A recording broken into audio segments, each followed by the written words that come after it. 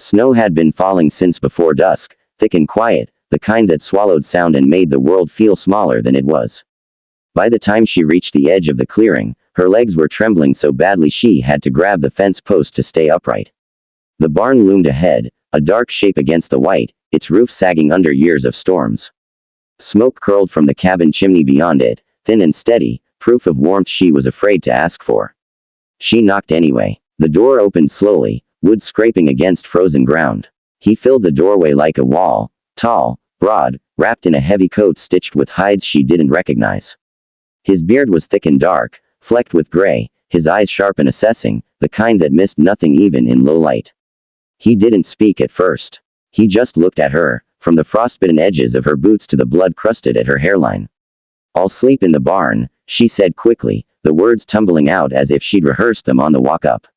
"I won't be trouble. I just need somewhere out of the wind. Just for the night." He said nothing. The wind pushed at her back, finding every tear in her coat, every weakness in her resolve. She hugged her arms around herself and waited for him to decide whether she would live through the night. "You'll freeze in the barn," he said at last. His voice was low, roughened by cold and solitude. "Roof leaks. No stove. I'll manage," she insisted, though her teeth betrayed her, chattering hard enough to make her jaw ache. He studied her again, longer this time, then stepped aside. "You'll sleep next to me." The words landed heavier than the snow. Her breath caught, panic flaring bright and hot despite the cold. I don't mean like that," she said, backing up a step. "I don't want." "I didn't say like that," he interrupted, turning away from the door. "I said you'll sleep where it's warm. Inside." She hesitated only a second longer before following him in. The cabin was small, one room and a loft, built from rough-hewn logs that smelled faintly of sap and smoke. A fire crackled in the hearth, throwing light across a simple table, 2 chairs, a bed pushed against the far wall. Everything was clean but worn, the kind of wear that came from use, not neglect. He closed the door behind her, sliding the bar into place. The sound made her flinch. "You hungry?" he asked. She nodded before she could stop herself. He moved with quiet efficiency, setting a pot on the stove, cutting thick slices of bread. He handed her a bowl of stew without ceremony, then sat across from her, eating in silence. The food was hot and rich, and her hands shook as she lifted the spoon. She hadn't realized how close she was to collapse until warmth began to seep back into her fingers. "What's your name?" he asked eventually. She swallowed. "Clara." He nodded once. "Eli." That was all. No questions about where she'd come from, who she was running from, why she was alone in the mountains with snow threatening to bury the trail behind her. She was grateful for that. Words felt dangerous, like if she spoke too much, everything she was trying to outrun would catch up. When the stew was gone, he took her bowl and set it aside. He pulled an extra blanket from a chest at the foot of the bed and tossed it to her. "Sleep," he said, as if it were an order and a promise all at once. She stood there, unsure. The bed looked enormous and impossibly intimate in the small room. "I can take the floor," she offered weakly. He shook his head. "Floor's cold." He lay down fully clothed, boots off, back to the wall, leaving space at the edge. After a moment, she climbed in, stiff and awkward, keeping as much distance as the narrow bed allowed. The blankets smelled of wood smoke and clean wool. The fire popped softly, settling into embers. She lay awake for a long time, listening to his breathing, slow and even.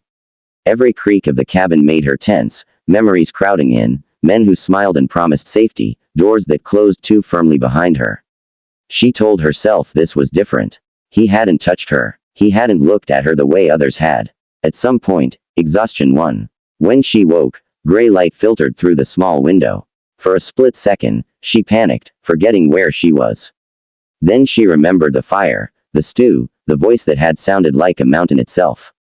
Eli was already up, stoking the fire. "You sleep." She nodded. "Thank you." He handed her a cup of coffee, black and strong. "Storm's easing," he said. "Trail'll be passable by noon." Something in her chest tightened. "I can leave then." He glanced at her, expression unreadable. "You don't have to rush." The day passed slowly. She helped where she could, sweeping the floor, washing dishes, grateful for something to do with her hands. He worked outside, chopping wood, checking traps. When he came back in, snow dusted his shoulders. She felt a strange relief she didn't want to examine too closely. That night, she slept deeper, waking only when the fire needed tending. She realized she wasn't afraid of him. Not truly. The fear she carried was older, deeper, worn into her bones by things that had nothing to do with this quiet man and his cabin. On the third day, she told him why she was running. The words came haltingly, her eyes fixed on the table as she spoke of debts she hadn't made, of a brother who'd disappeared and left her to pay, of men who didn't care whether she could. Eli listened without interruption, his hands wrapped around his mug. They'll keep looking, she finished softly. He nodded. Men like that don't quit easy. She waited for him to say more, to offer advice or dismissal. Instead, he stood, pulled on his coat. I'll check the ridge, he said. See if anyone's been through. She watched him go, a knot forming in her stomach. When he returned hours later, his face was grim. Tracks, he said. 2 men. A day behind you. Her heart dropped. I have to go. Not yet. They'll come here. He met her gaze steadily. Then they'll meet me. She wanted to argue, to insist she wouldn't bring danger to his door, but the certainty in his voice stopped her. It wasn't bravado. It was fact. That night, sleep didn't come easily. She lay beside him, closer now, drawn by the comfort of his warmth. At some point, she realized her hand had drifted toward his sleeve, fingers brushing rough wool. He didn't move, but his breathing changed, deeper, slower, as if he was aware of every inch between them. In the morning, the men came. They knocked, loud and insistent. Eli opened the door, stepping outside, closing it behind him. Clara hovered near the hearth, heart pounding, straining to hear. Voices rose, sharp and angry. She heard her name. The door burst open, Eli stumbling back, blood at his temple. One of the men lunged inside. Clara grabbed the poker from the fire, swinging with everything she had. The crack of metal on bone echoed in the small space. The man went down, stunned. The other hesitated, eyes flicking between her and Eli, calculation warring with fear. Go, Eli growled. The man didn't need telling twice. After, they sat on the floor, backs against the bed, shaking. Eli pressed a cloth to his head, wincing. You didn't have to do that, he said. Yes, I did. He looked at her then, really looked, something softer breaking through the hard lines of his face. You're safe here, he said quietly. As long as you want to be. She leaned into him without thinking, her head against his shoulder. He stiffened for a moment, then relaxed, his arm coming around her, careful, respectful, solid. The cabin felt warmer than it ever had. Outside, the snow began to fall again, thick and quiet, covering tracks, smoothing the world into something new.